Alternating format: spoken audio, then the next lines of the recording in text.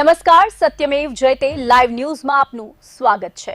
મહીસાગર જિલ્લાના સંતરામપુર તાલુકાના આંબા ખાતે આશરે 12.66 કરોડ રૂપિયાના ખર્ચે નિર્મિત 66 કેવી સબસ્ટેશનનું લોકાર્પણ કરવામાં આવ્યું છે।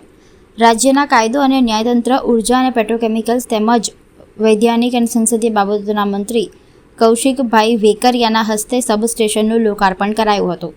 સંતરામપુર તાલુકાના આંબા ખાતે વીજળી ક્ષેત્રે મહત્વપૂર્ણ સુવિધાનો ઉમેરો થયો છે। આશરે 4900 ચોરસ મીટર વિસ્તારમાં 30 MVA ક્ષમતાવાળું 66 કેવી સબસ્ટેશન તૈયાર કરવામાં આવ્યું છે। આ સબસ્ટેશનમાંથી કુલ 5 નવા 11 કેવી ફીડરો કાર્યરત કરવામાં આવશે, જેમાં 3 જ્યોતિગ્રામ અને 2 ખેતીવાડી ફીડરોનો સમાવેશ થાય છે। નવા સબસ્ટેશનના કારણે આસપાસના 16 ગામોના 5855થી વધુ વીજ ગ્રાહકોને સીધો લાભ મળવાની શક્યતા છે। સાથે જ વોલ્ટેજની સમસ્યામાં ઘટાડો, ટેકનિકલ લોસમાં ઘટાડો તેમજ નવા ઘરેલું, કૃષિ અને ઔદ્યોગિક વીજ જોડાણો મેળવવામાં સરળતા રહેશે।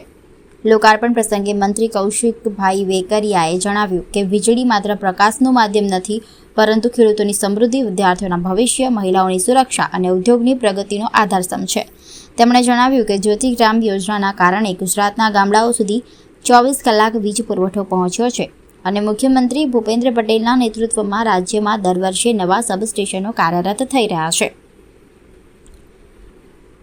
ધારાસભ્ય નિમિષાબેન સુથારે જણાવ્યું હતું કે આ સબસ્ટેશનથી ખેડૂતો, વિદ્યાર્થીઓ અને સ્થાનિક ઉદ્યોગોને સતત અને ગુણવત્તાયુક્ત વીજ પુરવઠો મળી રહેશે।